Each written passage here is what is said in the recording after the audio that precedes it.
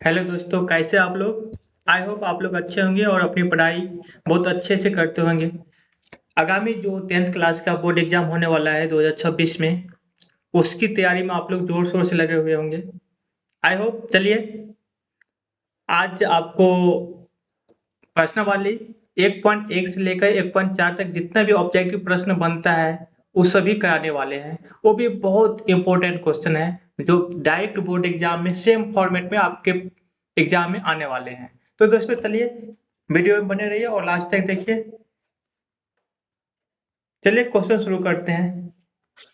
पहला क्वेश्चन है बाबू, 0 और 50 के बीच विषम संख्या निकालना है। 0 और 50 के बीच में कितनी विषम संख्या है।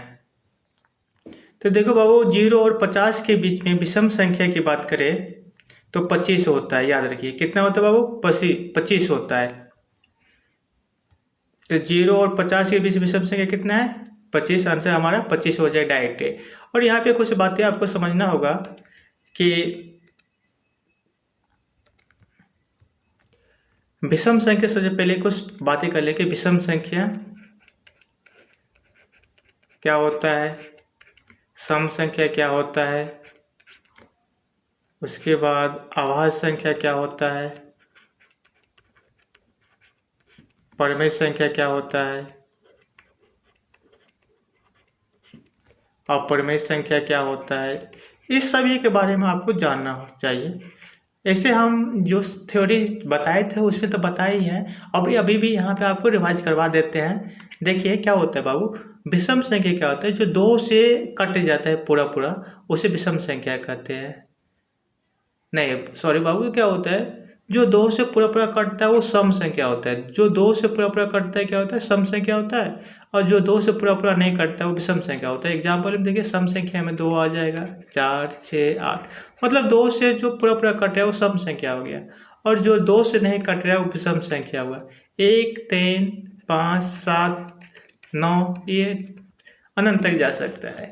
और आभाज्य संख्या में क्या होता है बाबू, तो आभाज्य संख्या ऐसी संख्या होती है जिसमें एक और स्वयं के अलावा किसी दूसरी संख्या से भागने लगती है, तो उसे हम आभाज्य संख्या कहते हैं। आभाज्य संख्या में आता है 2, 3, 5, 7, 11, ये है आभाज्य संख्या। परिमेय संख्या जिसे पी वाई क्यू के रूप में लिख सकते हैं उसे परिमेय संख्या कहते हैं। क्यू इज नॉट इक्वल 0 होना चाहिए, ये परिमेय संख्या हो जिसे बट्टा में लिख सकते हैं। अपरिमेय संख्या जिसे पी वाई क्यू के रूप में नहीं लिखा जा सकता है, ये अपरिमेय संख्या होता है। इस सभी से बहुत सारे क्वेश्चन आते हैं, याद रखिए। और यहाँ पे आपको समझने वाली बात यह है कि आभाज्य संख्या में सबसे छोटी आभाज्य संख्या 2 होगा, और एकमात्र आभाज्य संख्या है 2 जो सम आभाज्य संख्या है। ठीक है, 2 ही एकमात्र संख्या है जो सम आभाज्य संख्या है। ठीक है, चलिए आगे आप क्वेश्चन पे हम बढ़ते हैं।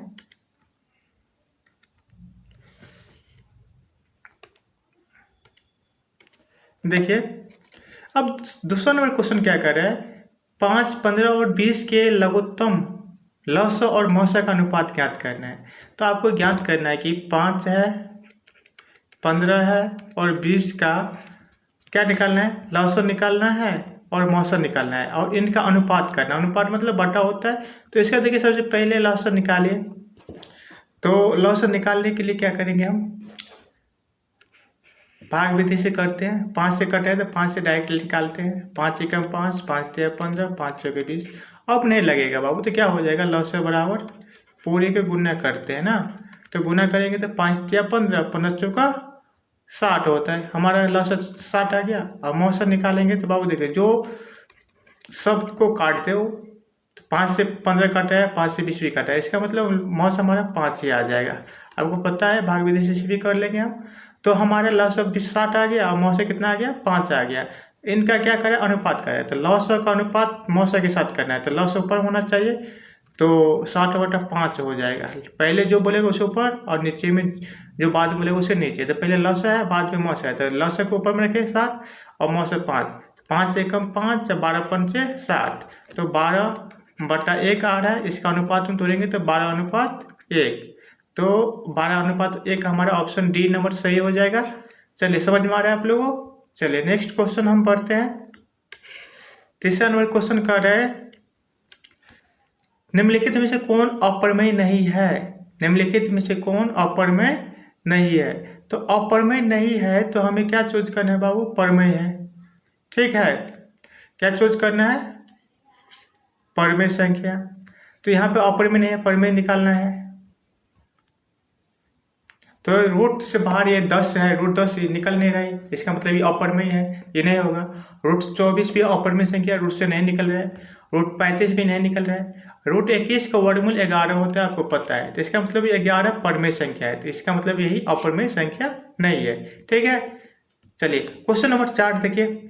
दो संख्याओं ए और 18 का लसाअ 36 और मौसा 2 है, तो ए का मान याद करिए। तो आपको बताए थे हम थ्योरी जब पढ़ा रहे थे तो एक फॉर्मूला बताए थे कि दो संख्या गुणनफल, मतलब संख्या ए और बी है, तो ए बी गुणनफल करेंगे तो एचसीएफ और एलसीएम गुणनफल के बराबर होता है। ठीक है, दो संख्या गुणनफल एचसीएफ और एलसीएम गुणनफल के बराबर होता है। तो यहाँ पे दो संख्या गुणनफल दोनों के एलसीएम एचसीएम गुणनफल के बराबर कर दे, तो यहाँ पे एक संख्या ए है, तो एक तो ए हो गया और दूसरा बी का मान 18 दिया हो तो 18 हो गया।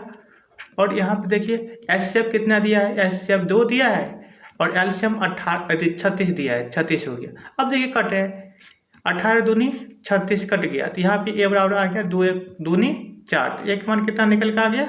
4। हमारा ऑप्शन सी सही हो जाएगा। ठीक है, समझ में आ रहा है ना? ओके, अब क्वेश्चन नंबर 5 से हम देखते हैं। देखिए बाबू, क्वेश्चन नंबर 5 क्या कर रहा है? कह रहा है यदि P तथा Q दो अभाज्य संख्याएं हैं तो उनका मौसा ज्ञात करें। तो P और Q अगर दो अभाज्य संख्या है तो इसका मौसा ज्ञात करते हैं, तो इस कंडीशन में हमेशा आप एक को आंसर मारिएगा। क्यों? क्योंकि हमेशा दो अभाज्य संख्या का मौसा एक ही होगा। जैसे कि देखिए 2 और 3 अभाज्य संख्या है, तो इनको एक ही काट सकते हैं दोनों को, इसलिए हमेशा इसका मौसा क्या आएगा? एक आएगा। जैसे 11 और 19 अभाज्य संख्या है, तो ये दोनों को मौसा निकालेंगे तो एक ही निकलेगा। तो हमेशा याद रखिए कि अभाज्य संख्या हो, दो अभाज्य संख्या का मौसा हमेशा कितना होता है? एक होता है, ये आपको याद रखना है। ठीक ना? तो अभाज्य संख्या का मौसा कितना होता है? एक होता है। ऑप्शन हमारा डी सही हो जाएगा। ठीक है, चलिए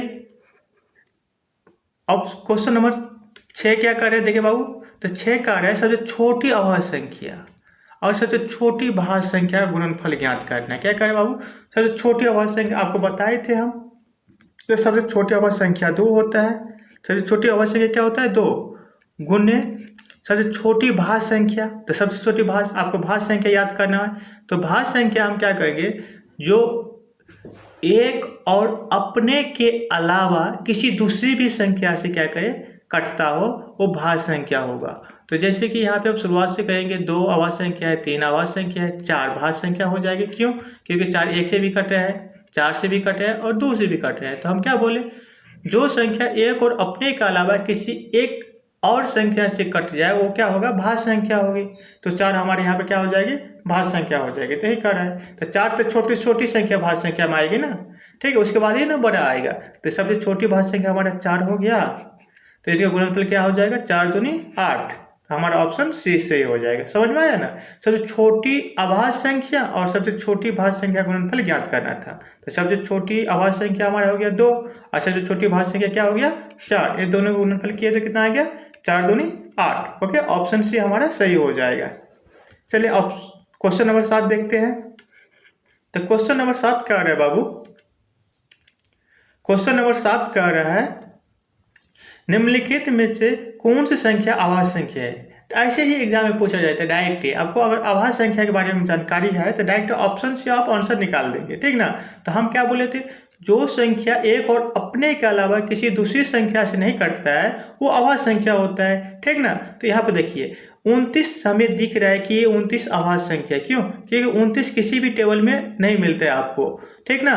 तो ये अभाज्य संख्या है। 25 तो 5 टेबल में मिल ही जाता है, 16 4 के टेबल में मिल ही जाता है, 15 भी मिल जाता है। तो ये देखिए किसी न किसी दूसरी संख्या से कट ही रहा है, इसका मतलब ये तीनों अभाज्य संख्या नहीं है। तो अभाज्य संख्या ये तीनों नहीं है तो कौन होगा? हमारा 29 ही हो जाएगा। ओके, ऑप्शन ए सही हो जाएगा। चलिए हमारा 8 नंबर क्वेश्चन क्या कर रहा है?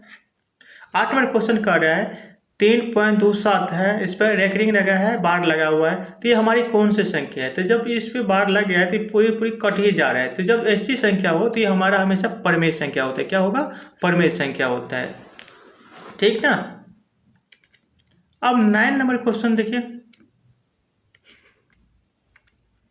9 नंबर क्वेश्चन कर रहे हैं बाबू, देखिए किसी पूर्णांक m के लिए सम संख्या ज्ञात कीजिए। अगर कोई संख्या पूर्णांक m मानते हैं तो सम संख्या क्या होता है 2m, हमारा 2m सम संख्या हो जाएगा। ठीक, ऑप्शन सी हो जाएगा डायरेक्ट। 10 नंबर क्वेश्चन देखिए, निम्न में से कौन सा अप्रमेय नहीं है, निम्नलिखित में से कौन सा अप्रमेय नहीं है। ये क्वेश्चन पे ध्यान दीजिए, ऐसे क्वेश्चन बच्चे गलती करते हैं, नहीं छोड़ के अप्रमेय खोज लेते हैं ना। तो अप्रमेय नहीं है तो इसका मतलब हमें परमेय निकालना है। तो परमेय निकालना है तो परमेय संख्या पूर्णांक में बट्टे में लिखते हैं, तो 64 का आ गया 8 और 81 का 9। इसका मतलब हमारा ऑप्शन ए ही सही हो गया, क्योंकि रूट से बाहर निकल रहा है तो ये परमेय संख्या हो गया। बाकी देखिए रूट में ही है, ये अप्रमेय हो जाएगा, ऑप्शन ए हमारा सही हो जाएगा। ओके, चलिए अब क्वेश्चन नंबर 11 देखते हैं। क्वेश्चन नंबर 11 देखिए क्या कर रहे हैं बाबू। क्वेश्चन नंबर 11 कर रहे हैं, निम्नलिखित में से किसका दशमलव प्रसार शांत है। तो आपको बताए थे शांत करने के लिए क्या होता है बाबू, जो p बटा q होता है हम q के तोड़ते हैं, q के क्या करते हैं 2 का पावर m और 5 का पावर n के रूप में हम तोड़ते हैं। ठीक ना, 2 का पावर m और 5 का पावर n के रूप में क्या करते हैं तोड़ते हैं। इस q को हम क्या करते हैं, q को इस फॉर्मेट में तोड़ते हैं। अगर q 2 और 5 के रूप में आ जा रहा है तो शांत होता है, अगर 2 और 5 के फॉर्मेट के अलावा किसी दूसरी संख्या आ रही है तब वो अशांत हो जाएगा। ठीक ना, तो हम देखते हैं, चलिए इसको तोड़ेंगे तो 2 का q हो रहा है और बाकी संख्या नहीं आ रहा है, इसका मतलब ये तो हमें मिल गया, एक यही शांत हो जाएगा हमारा। ठीक ना, अगर 2 आएगा फिर भी शांत होगा, 5 आएगा फिर भी शांत होगा, सिंगल में आएगा तब पर भी, अगर दोनों साथ में फिर भी शांत होगा। तो यहाँ देखिए, यहाँ 15 के 3 5 आ रहा है, तो 5 तो आ रहा है लेकिन दूसरी संख्या भी आ रहा है तो अशांत हो गया। ये 7 का क्यों होता है तो ये भी अशांत है, इसको तोड़ेंगे तो इसको भी आ जाएगा, अलग संख्या ही आएगा, ये भी अशांत होगा, तो हमारा ऑप्शन ए सही हो जाएगा। ठीक, थ्योरी आपको बता दिए, थ्योरी जाकर पहले देखिए, उसके बाद ऑब्जेक्टिव बनाइएगा, आपको दिक्कत नहीं होगा। देखिए 6/15 का दशमलव प्रसार बताना है, 6/15 का दशमलव प्रसार बताना है, तो हमें दशमलव प्रसार करने के लिए देखिए काट रहा है तो काट दीजिए, 3 दूनी 6, 3 पंचे 15, 2/5 आया, नीचे में 5 आया, इसका मतलब डायरेक्ट शांत हो गया, ऑप्शन ए हमारा सही हो गया। राइट, चलिए क्वेश्चन नंबर 13 देखिए। क्वेश्चन नंबर 13 कह रहा है बाबू 4-√3 कौन सी संख्या है। डायरेक्ट लिखा है 4-√3, तो 4-√3 रूट में है तो ये अप्रमेय संख्या हमारा है, देख कर हमारी। ऐसे डायरेक्ट बच्चे ऐसे क्वेश्चन भी गलत कर रहे हैं, ठीक ना, हम देखे हैं, इसलिए आप ध्यान से देखिए, अगर रूट में है तो ये अप्रमेय संख्या है। ठीक ना, अगर रूट से बाहर नहीं निकल रहे तो। 14 नंबर क्वेश्चन क्या रह कर, देखिए निम्नलिखित कौन अप्रमेय संख्या है। अब यहाँ पे अप्रमेय निकालना है, अपरिमेय संख्या देखिए 36/64, ये 6/8 ये परमेय संख्या हो गया, 1 का वर्गमूल 1 होता है, 9 81 का 9 होता है, ये भी परमेय संख्या हो गया। इसका नहीं निकल रहा है, इसका देखिए ये -9 और 49 के साथ ये भी रूट से निकल गया, ये परमेय संख्या। मतलब ये सी नंबर जो है, ये ऑप्शन सी हमारा सही हो जाएगी, अपरिमेय संख्या है।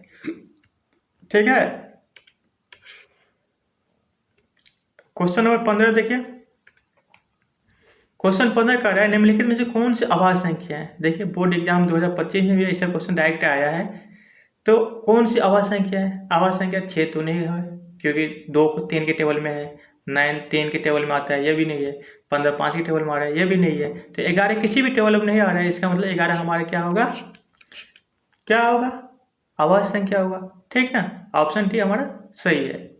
16 नंबर क्वेश्चन क्या कर रहे हैं, 2 परमेय संख्याओं के बीच कितनी परमेय संख्या हो सकती है, अनंत। ऐसे क्वेश्चन अनंत होता आंसर। ठीक ना, 11/15 का दशमलव प्रसार क्या है। 11/15 का दशमलव प्रसार शांत है क्या, शांत। देखिए 11/15 है ना, तो 11/15 है तो नीचे वाला का हम 2 5 के फॉर्म में तोड़ते हैं, तो 15 को तोड़ेंगे 3 गुने 5, तो इसका मतलब 3 आया, 3 आएगा तो क्या हो जाएगा, अशांत हो जाएगा। मतलब 2 और 5 के अलावा कोई दूसरी संख्या आता है तो अशांत होता है, तो यहाँ पे 3 आ गया तो क्या हो जाएगा, अशांत हो जाएगा, ऑप्शन पी हमारा सही हो जाएगा। और 18 नंबर क्वेश्चन देखिए, निम्नलिखित में से कौन अप्रमेय संख्या है। अप्रमेय संख्या निकालना है, तो ये भी देखिए रूट से निकल रहा है, 64 का वर्गमूल 8 होता है, 36 के 6 होता है, ये परमेय संख्या हो गया, 81 का 9 हो गया, और इसका क्या होगा 49 के 7, 9 का 3, ये भी परमेय हो गया। तो बच गया हमारा ऑप्शन सी, हमारा सी अपरिमेय संख्या हो जाएगा, आंसर सी हो जाएगा। ठीक ना, 19 में देखिए क्या कर रहे हैं, √2 1 है, तो √2 रूट में है ना, और रूट से बाहर भी नहीं निकल रहा है, इसका वर्गमूल भी निकल नहीं रहा है, इसका मतलब डायरेक्ट ऑप्शन बी हमारा अपरिमेय संख्या हो जाएगा। ठीक है, चलिए क्वेश्चन नंबर 20 पे आते हैं। क्वेश्चन नंबर 20 क्या कर रहा है, देखिए क्वेश्चन नंबर 20 कर रहा है 2 या 2 से अधिक आवाज संख्या का मौसम। 2 या 2 आवाज संख्या है ना, तो बाबू हमेशा याद रखिए एक होता है। क्या होता है? एक होता है। आवाज संख्या हो तो इसका मौसम हमेशा क्या होगा? एक होगा। क्वेश्चन नंबर 21, निम्नलिखित में से कौन परमेय संख्या है? तो परमेय संख्या आपको निकालना है। क्या? परमेय संख्या। तो रूट 3 अपरमेय संख्या, ये नहीं होगा, ये भी नहीं होगा, रूट में है नहीं निकल रहा है, ये भी नहीं होगा, रूट 6 भी नहीं निकल रहा है। लेकिन यहाँ पे देखिए रूट से रूट कैंसिल हो जा रहा है तो निकल जा रहा है 2, तो ये हमारा ऑप्शन बी से हो जाएगा परमेय संख्या। ठीक ना। चलिए क्वेश्चन नंबर 22 देखिए क्या कर रहा है, दो क्रमिक सम संख्याओं के एचसीएफ होगा। मतलब दो क्रमिक सम संख्याओं के एचसीएफ, तो क्रमिक लगातार, क्रमिक मतलब लगातार, तो सम संख्या 2 है, उसके बाद फिर सम संख्या 4 है लगातार में, इसका एचसीएफ निकालेंगे तो 2 ही आएगा। ठीक ना, इसका एचसीएफ क्या हो जाएगा? 2। तो क्रमिक, दो क्रमिक एचसीएफ निकाले, मतलब दो क्रमिक सम संख्या का एचसीएफ क्या होता है? 2 होता है। चलिए 23 नंबर क्वेश्चन देखिए, किसी धनात्मक पूर्णांक m, किसी धनात्मक पूर्णांक a और b के लिए ए बी का मौसम गुने लॉस किसके बराबर होता है? तो लॉस गुने मतलब मौसम गुने लॉस क्या होता है? संख्या गुणनफल के बराबर होता है। संख्या ए बी है तो दोनों गुना कर दीजिए, ऑप्शन सी हमारा आंसर हो जाएगा। ठीक ना, ए बी गुने बराबर क्या होता है? मौसम गुने लॉस। ठीक ना।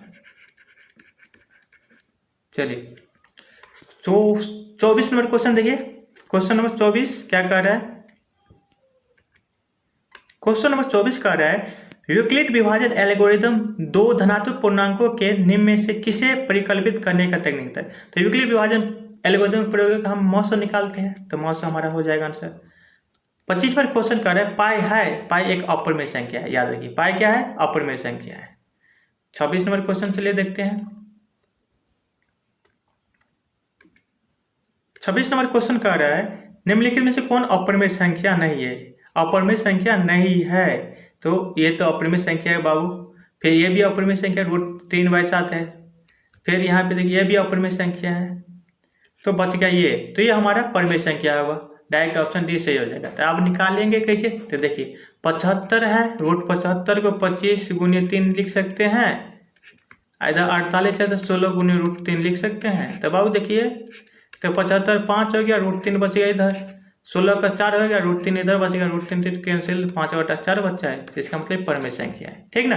ये अगर आपको ऐसा करने नहीं आ रहा है तो ऑप्शन के साथ ही, मतलब ऑप्शन जो है ना उसको छांटिए। ठीक ना, अगर ऑप्शन छट गया तो जो बचा वही आंसर हमारा हो जाएगा। अगर बनाना आ रहा है तो अब इसे तोड़ कर बनाइए। ठीक ना। चलिए √3 और √5 है, तो √3 √5 एक अपरिमेय संख्या है। 27 नंबर क्वेश्चन का ऑप्शन बी सही हो जाएगा।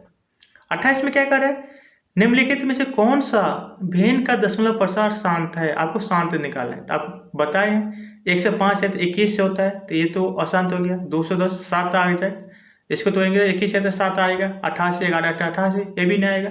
16 है तो 4 × 4 और × 10 करेंगे तो ऐसे तोड़ेंगे 2 5 आएगा, तो इसका मतलब ऑप्शन डी हमारा शांत होगा। ऐसे तोड़िए, ऐसे तोड़िएगा, देखिए इसको 7 दिया 21 × 10 कर सकते हैं, 21 5 1 से 5 होता है, मतलब इस सभी में दूसरी 2 और 5 के अलावा किसी दूसरी संख्या भी आ रहा है, तो इसलिए ये तीनों क्या है? अशांत है, और ये क्या है? शांत है।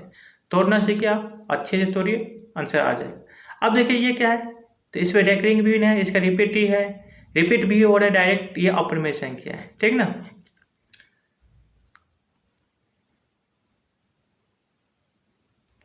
ये क्या है, देखिए यहाँ पे दिया बाबू √3/√12, ये कौन सी संख्या है? तो ये हमारा क्या है, देखिए तोड़ के देखते हैं। तो √3 और 12 का 4 √3 है। एक सेकेंड आपको यहाँ पे दिखाते हैं। ऑप्शन नंबर क्वेश्चन नंबर क्या है? 30 है। क्वेश्चन नंबर 30 देखिए क्या करे बाबू, √3 और √12 कौन सी संख्या है, इसको निकालना है। तो हम निकाल के देख लेते हैं। √3 है, 12 को 4 या 12 ऐसे तोड़ सकते हैं, तो √3 4 को वर्गमूल 2, √3 इधर आ गया, ये √3 से √3 कैंसिल, 1/2 आएगा। 1/2 परमेय संख्या हो रहा है, इसका मतलब ये हमारा परमेय संख्या है। देखिए डायरेक्ट अगर आप रूट देख कर मारेंगे आंसर अपरिमेय तो गलती हो जाएगा, इसलिए जहाँ जिसका वर्गमूल निकल रहा है तोड़ के उसको निकालिए।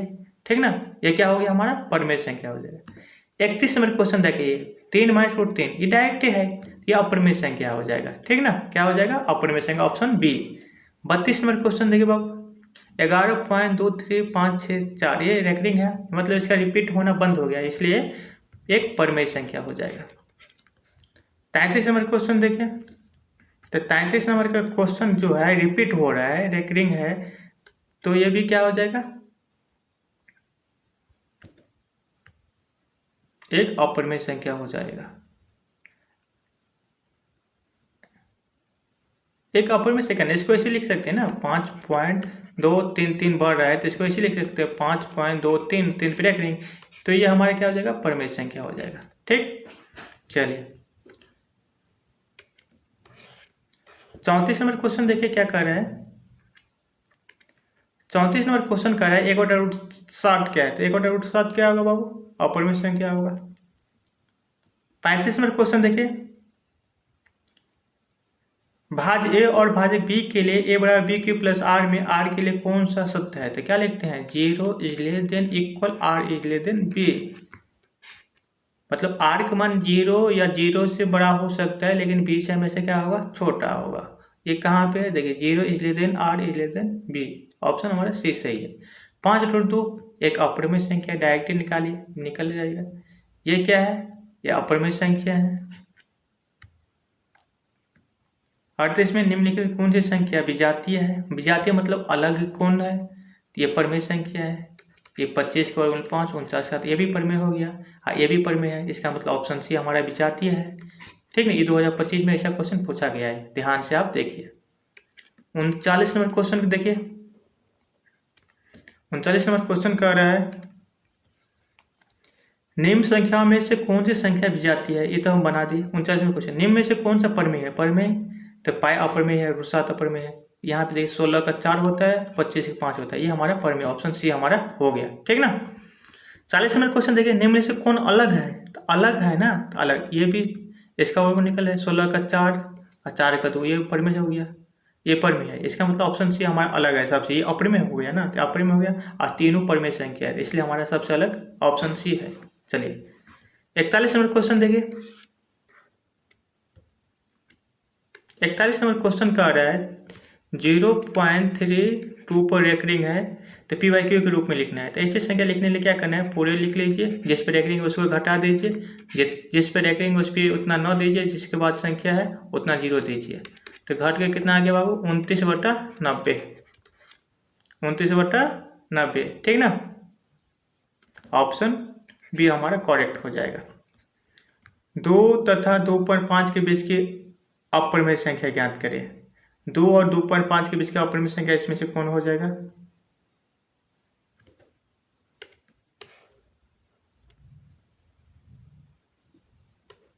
बयालीस में क्वेश्चन देखिए, अब देखिए 11, ये मतलब 9 का वर्गमूल 3 होता है, तो 11 3 प्लस आ जाएगा, 11 होगा नहीं, तो ये 5, ये तो होगा नहीं, तो यहाँ पे देखिए ये 5 4 होता है ना, 5 का वर्गमूल क्या होता है? 4 होता है, क्या होता है? 4। जी, 4 का वर्गमूल क्या होता है? 4 अगर रूट में रहेगा तो 2 होगा, तो यहाँ पे 5 है, तो 5 है तो 2 से प्लस में होगा, इसका मतलब √5 हमारा आंसर आ जाएगा इसके बीच वाले। ठीक ना। निम्नलिखित कौन सा कथन सही है? 2 अपरिमेय संख्या गुणनफल हमेशा अपरिमेय होता है, 2 अपरिमेय संख्या गुणनफल हमेशा अपरिमेय होगा, सही है, बात है। एक परिमेय एक अपरिमेय संख्या गुणनफल हमेशा अपरिमेय होगा, ये भी सही है। 2 अपरिमेय संख्या का जोड़ कभी अपरिमेय नहीं हो सकता है, गलती है ये।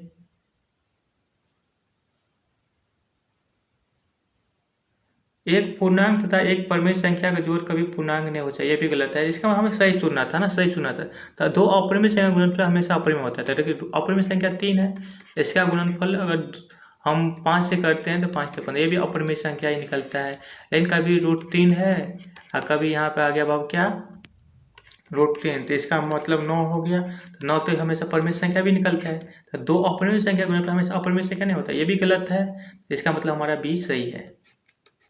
ठीक ना।